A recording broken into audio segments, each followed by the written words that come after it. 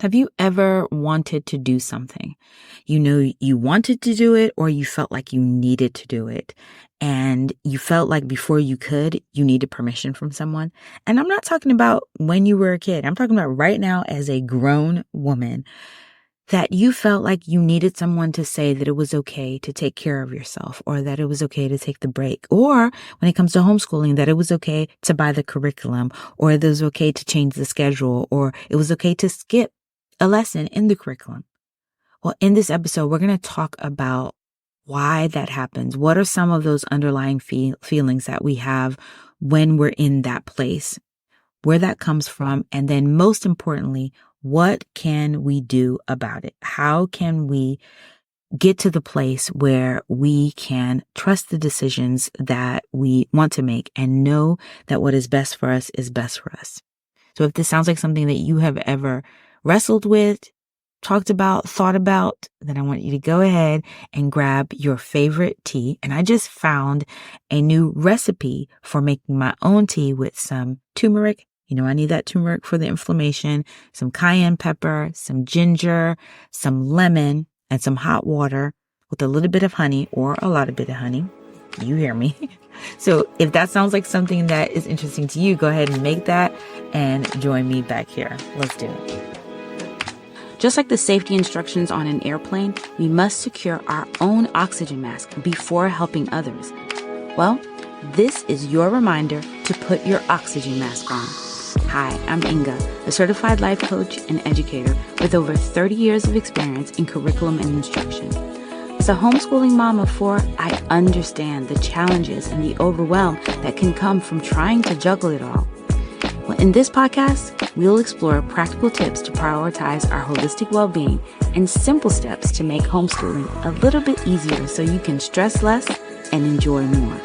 Sometimes we just need a reminder to take a pause, prepare, and recover from the demands of homeschooling and life. To be still and remember that He is God and that we can do all things, and that includes homeschooling our children through Christ who strengthens us. And so, friend, I pray that you will take this moment to catch your breath. Welcome to another episode of the Catch Your Breath podcast. If this is your first time here, you're in for a treat because we're going to talk about the things that we just need to talk about in homeschooling, in life, in parenting, all of that. And if you are back again, you know how we do. So come on in and get comfortable because we're going to talk today. And I have a confession to make. And so I'm really going to get into this one. But before we do, I have to ask how you're doing. How are you doing? How has your month started off? Because I know that this is the season when we can start to feel exhausted. We can start to feel that there's just too much to do and not enough of the rest of the year to get it done. And so when we do that, that can play tricks on us. And I have an episode coming up about that. But I want you to just take a moment and to really check in with yourself, to really determine where you are and what you need. And that's key for this episode because we're going to be talking about that. And we're going to talk about what happens when you don't take the time to give yourself what you need, when you know that you need it, but you feel too guilty and all of that. So I'm excited about this one, but I pray that you'll just take a deep breath, that you'll inhale, exhale, and that this will be your opportunity to just breathe through this and that we can work together to make this a little easier. So as I said before, I do have a confession. And if you are returning and you've been here, hopefully you missed me last week because I did not do an episode. And I want you to know that, well, let me take that back. I did do an episode.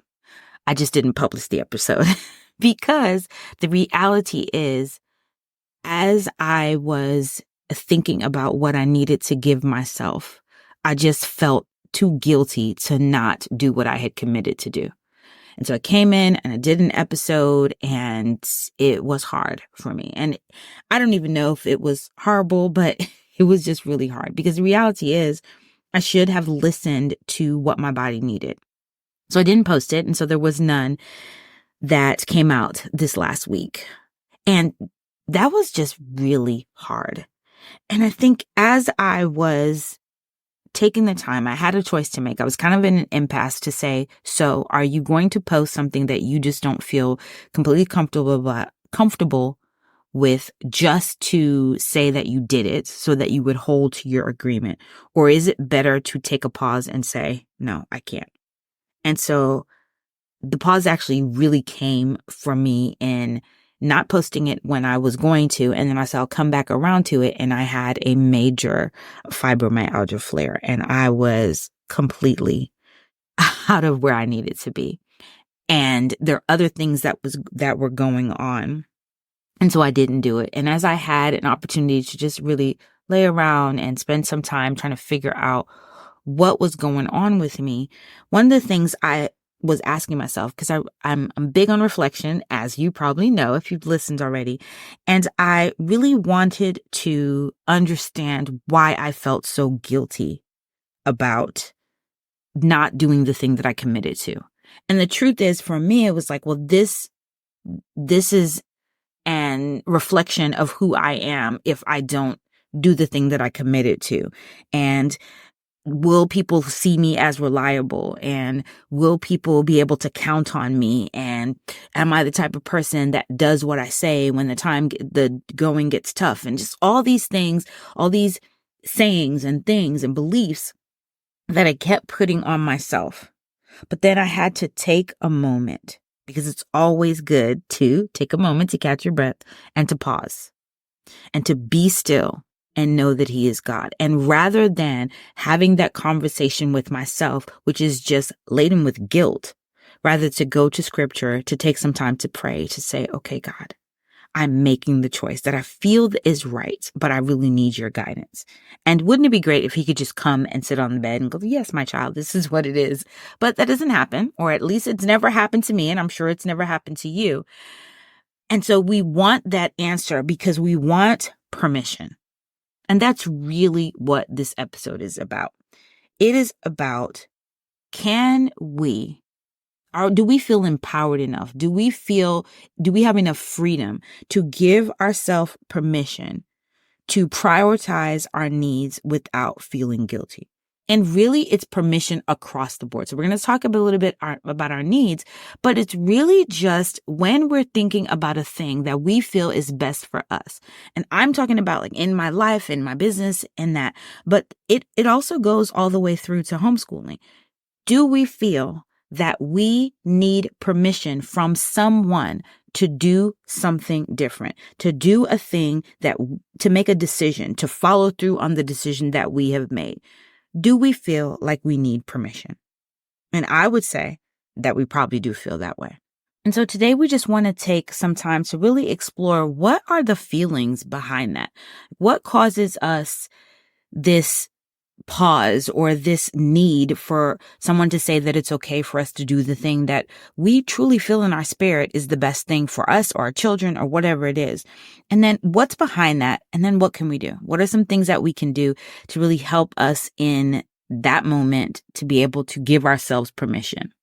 So let's talk a little bit about what might be some of the reasons that we struggle with needing permission, with feeling like we must have, as we would say, somebody co-sign on our decisions. First of all, I think there is a lack of self-trust. And I know for me, that really did make me in that moment feel like, can I trust that this is the right decision for me? And it happens in homeschooling. Can I trust that this is the right curriculum? Can I trust that this is the right schedule? Can I trust that I'm doing the best things for my children? That trust piece is challenging because sometimes we think of our past decisions and we're like, well, I really messed up on that before and I don't want to mess up on this again. Or like, we tell ourselves the always or never. You always make the wrong decision. You never think it through. All of that. So I'm just thinking about all of what we say, and all of that plays into the fact that we don't trust ourselves. And so sometimes we feel like, okay, then I have to have validation from someone else. And understand that I don't think that it's bad to actually have a trust circle and your advisory board. I heard this a long, long time ago, and we're going to talk about that in one of the ways that we can do this, one of the strategies. But a lot of times it comes from there, that we just don't fully trust ourselves and trust our decision. Another thing that can help us, especially in terms of taking care of ourselves or giving ourselves what we need, is this lack of feeling that we deserve it. And thinking that we don't deserve the time for ourselves because we didn't do whatever we said we were going to do. So if we have a list of 10 things that we need to accomplish, saying, well, I only did 2 of those things, so I certainly don't deserve to take a break. I can't give myself what I need. When it comes to the curriculum and you're just like in your homeschool season where everything is pressing on you and you have all these different things, you're like, well, no, because I don't really teach to fidelity. I don't really do all the things that I'm supposed to do, or my children need me to do whatever it is for them in the lesson. So I don't deserve to just pause, to take this break, to give myself this fundamental need. Understand that I am not saying that you can be all willy-nilly with this, because I think if we get into that place where it's like, I deserve to take a break right now. We've been homeschooling for an hour. I deserve 2 days of break time. I deserve to go to the movies. I deserve, as many people think we do, to sit around and eat bonbons. I deserve to hang out with my friends, talk on this phone for an hour. I think that that's definitely going to the extreme. But even that fear of like, if I start with this a little bit, then I'm just going to go all the way and I won't know how to stop myself. It can also be a place where we don't trust ourselves. I don't trust myself to give myself what I need. I feel like if I give myself an inch, I'm going to take a mile. I'm going to go all the way. And so being able to say, okay, what is behind this? The other thing, and this especially comes when it comes for in our homeschooling, and it's that fear of falling behind. I absolutely cannot stop because I have to keep up with whatever the academic standards that I've set for my children, the curriculum pace that I've set, the other moms that are within the same homeschool group with me, whatever it is, we have this fear that if I take a break, I'm going to fall behind. My children are going to fall behind. And then I'm laughing, but it's not funny. But sometimes we go from, if I take this break right now, then they're not going to be able to read. And then they're not going to get into college. And then they're going to have to do this for the rest of their life, or they're going to have to live with me. And we just can go down that spiral. And so understanding that that's what we're feeling, that's what we're experiencing, can truly help us in that moment. And then one of the things that I think is the most critical in this giving ourselves permission thing is this fear of judgment. And it's the fear of judgment and the perception that others might give us when we're in that homeschooling community, to feel like even not within the homeschool community, but in the place where we're going to meet somebody, because they do that random to us, and they're going to quiz my child, just give them a random unit exam over a topic that they think that they should know, and they're going to fail. And then they're going to look at me and say, oh, yeah. And it'll be because I took that break yesterday for 20 minutes or an hour or the week or the day or whatever I needed in that moment.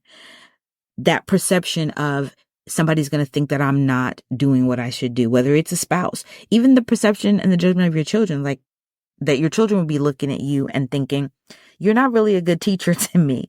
All of that plays a part in us feeling like we need to get permission for whatever the thing is. It's important to know that when we're in that place of needing what we need, and then placing the stress of, now I need to get permission, because then who do you get permission from? Do you get permission from your spouse? Do you get permission from the other homeschool moms within the community? Do you get permission from being on the Facebook groups? Where do you get the permission? And so you're searching for who's going to tell you that it's okay to do the thing that you need to do. And when you're in that place, if you really know that that's what you need, and so you're waiting for somebody to co-sign on it, and they don't, resentment can kick in, animosity can kick in. And all that does is then raise our stress levels even more than they were already there. And it affects not just our well-being in that moment, but then also how we show up for our children. And if the person that we were waiting for permission from was our spouse, how we interact with them. how we look at the people around us, because now we start to compare to see, well, how come that person's able to do that and I'm not? It truly impacts our patience because we know we need this thing, but we're just in that moment still trying to push through. It definitely affects our creativity because we cannot expand and see the extra hands-on or whatever it is, things that we want to do. And overall, our homeschool environment goes down. And truthfully, if we're honest with ourselves, even the feeling in our home, because there's just that tension. There's just this underlying, I don't know what's going on. And so I want to give you permission to give yourself permission to do what you need to do, to give yourself an opportunity to trust yourself, trust your instinct, trust that God is within you and that He will direct you and lead you and order your steps. So how do we do this? Well, here are 4 things that we can do to get in the habit of granting ourselves permission. The first thing is that we have to cultivate our self-trust, and that's just going to be practicing it, getting in that space where we make a decision and then we say, okay, I'm going to follow through on this decision. And being able to look at when we've made decisions in the past and celebrate that and say that went okay. And even looking at when we've made decisions that we didn't feel were so great, how did we come up out of that? When those voices start to come in our head, to remember to silence them by having an affirmation that's based on scripture, that you can remind yourself who God is in your life and how He has made you so that you can make the decision. And one of the things I talk about with clients is being present with your thoughts and your emotions. So if you can take a moment to be present and think about what you're thinking about in that moment when you're hoping to get permission or you're hoping to have somebody tell you that it's okay to do the thing, whatever it is, you can stop and think about, wait a minute, why am I questioning this? What am I thinking right now? What am I feeling right now? What am I feeling in my body? Is that stress? Is that anxiety? Are those butterflies? Why? What does this bring up? And while that sounds really like psychology, and sometimes we're like, I don't have time for all of that, just taking that moment to be present with your thoughts, to think about what you're thinking about, really allows you to then decide, is that something that I want to stick with? Do I want to take this thought? Not even do I want to take this thought. What do I want to do with this thought? Because you can decide, okay, I'm actually not going to do whatever it is I thought I was going to do. Or if you take a moment to say, what am I thinking about right now? Why am I thinking that? And what can I do? Why am I questioning myself? What's the next step I can do? A lot of times you can build yourself up by the things you're telling yourself. One of my pastors used to say, you can hazaka to yourself. You can encourage yourself in the Lord to do the thing that you know you need to do. You can recognize when you are feeling that you're not worthy of if it's self-care, that you're not worthy of it, if it's a break, that you're not worthy of it, or even if it's a decision that you feel like I am just not the person who needs to be making this decision, then ask yourself, who is? Who is the person that I think is better equipped to make this decision? And then ask the big question, why?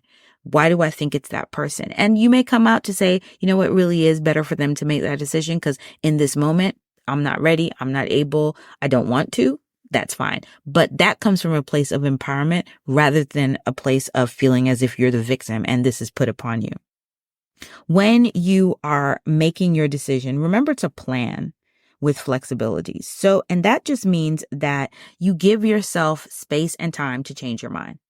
And if you can do that, then you don't feel so locked into whatever the decision or the choice is. So if you say, okay, I'm making the decision, but for instance, in my situation, okay, so I'm choosing not to record the episode or publish the episode, and I'm going to go take a nap. But if I decide that I want to, as I'm laying there after 10, 15 minutes, I'm like, no, you know what?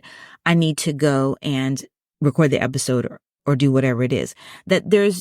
I'm not judging that I gave myself the flexibility and the time and the space to change my mind, that I was able to say, okay, I thought I wanted to do this and it's not what I wanted. And now I'm going to change my mind. And if you can do that, you're not so tied to the outcome of, well, I made this decision and now I'm stuck with it and I can't make a different decision. And then how do we deal with judgment? Well, the true way that we deal with it is to remember that we get to make our own choices. And so we don't have to pay attention to the judgment of others. The reality is other people are making their choices and doing those things without necessarily thinking about you. And so you just have to put yourself in that place where you remember that you get to do that for yourself. You get to do that with your children. And when it comes to homeschooling, this is one of those places where you can get the input, you can find the resources, you can ask for the advice, all of that, but you get to make the decision. You and your spouse, however you decide, you get to make the decision. You get to change the decision when you decide that it needs to be changed, but you do not have to feel like you have to have somebody else say that it's okay, or you have to see that somebody else did it. You get to decide, this is what I'm going to do. This is how I'm going to do it. If it helps you to feel better, sometimes it's helpful to think about why. You don't always have time to sit with that and say, okay, this is the decision that I'm making. This is why I'm making the decision. But when you do have an opportunity, especially if you're kind of in that place where you're like, I'm not sure, it's okay for you to say, this is the decision I'm thinking I'm going to make, and this is why I'm going to make. And then I talked about having your advisory board or your council. I would not say this is for everything, but for some things where you're just like, you know what, this is hard. I had a big decision that I needed to make, and I kind of was going back and forth, and I did my pros and cons and just all those different things. And I had some input from some other people, but I was like, you know what? Let me decide who my advisory council can be. Now, in this situation, you can decide that your advisory council will be the same people every single time, or you can decide that they're going to be different people for different things. So on my advisory council for this decision that I needed to make, there was my husband, my mother, and my coach. And so I decided I was going to talk to the three of them, kind of get some input on their things, and then make my decision based on that. And I don't mean about doing the podcast, but I mean a bigger thing that I had to do. And I had to stop myself from asking for everybody's advice, for trying to look at what would people say, and let me see what other people have done, or let me ask this person, just to say, all right, I'm just going to talk to these three people, and then I'm going to make a decision. When you do that, you give yourself an opportunity to hear the input, but you also have to say, and then I make the decision. Or if it's a situation where you're with your spouse and you're saying, well, as the head, I'm going to have him kind of give his input, then you say, all right, so I don't feel comfortable making the decision. I don't know what I want to do. And then you say, all right, we're going to talk about it. And then I'm going to let him make the final decision, because that's just going to be easier. But whatever it is, even in that, remember that you're making the choice. Because anytime we come from a place of empowerment, a place that we are getting to make that choice, we feel better rather than that thing being put upon us. So as you think about this, I know that it can be so easy to feel like we need somebody to say that all the choices that we're making are okay. But let's remember that God has placed us in this place, in our bodies, with our children, with our spouses, and we have to trust that He has equipped us with what we need. And let me say this, when you're making a decision, if you feel like you don't have enough information, so you have your advisory council, but also you can feel like, you know what, I don't have enough information, then equip yourself with the information that you need. But do not spend hours upon hours upon hours sifting through all of the things, because that's just going to overwhelm you. And you're going to be, a lot of times you're going to make a fatigue decision where you're just like, okay, whatever. Or now you're stressed out, and so you really need somebody else to tell you the thing and to give you permission to do it, because you don't even know what you need permission for. So yes, if you feel like I need some more information so I can make an informed decision, then get that information and then give yourself permission. This month, as you are going through your homeschool life, your season, where this can be a challenging season, as I've said, I'm going to challenge you to really get clear about what you need, and then give yourself permission to do it. So while we're talking about homeschooling, curriculum, like all those different things, one of the biggest things I think that we feel like we need to have permission from, and we don't really get it because we think we need it, but we don't go searching for it. But I feel like one of the big things is our self-care, and just taking an opportunity to give ourselves the thing that we need. And understand when I'm talking about that, I really do not mean, I always say I'm not talking about massages and dinners out, because that is a piece of it. But holistically looking at, what do I need emotionally, mentally, physically, environmentally, all of those things. What do I need? And then being intentional about, I give myself permission to do that. So if you need permission to go sit in your car for 30 minutes and read quietly because that's the only place you can do it, you have permission to do it. If you need permission to go into your closet and eat a piece of chocolate, flip through a magazine, go ahead and do it. If you need permission to take a nap, hallelujah, do it. I just want to leave you with a reminder of the importance of self-compassion and understanding in your journey towards granting yourself permission. If this is something that you haven't done in the past and you always have felt like you couldn't trust yourself, remember that you can trust God. You can trust yourself. And then when you create a strategy, a process, and even this whole, how do we give ourselves permission? That's a strategy. That's a process that you can be intentional about. And when you do that, you can trust that process. Remember that when you're doing that, we really, as parents, as moms, are setting a positive example for our children.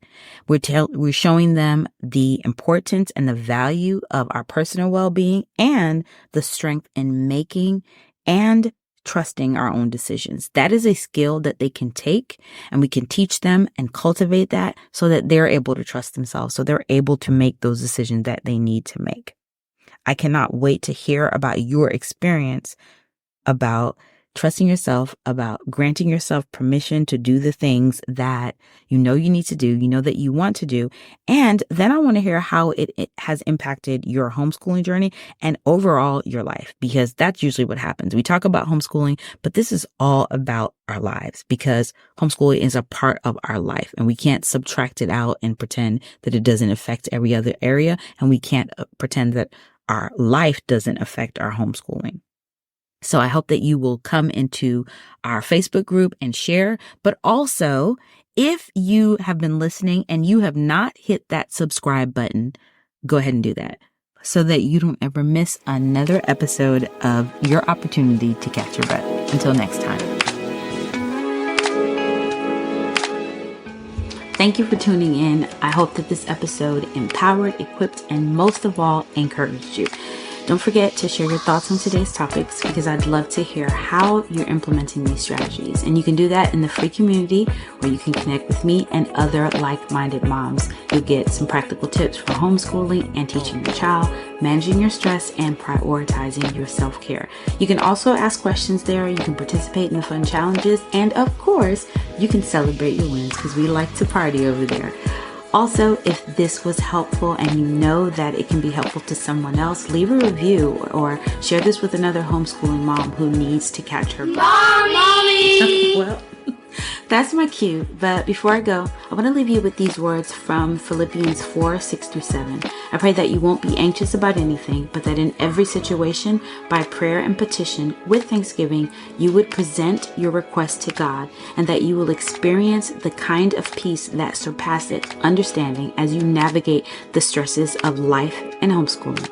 Until next time, remember to take a moment to catch your breath.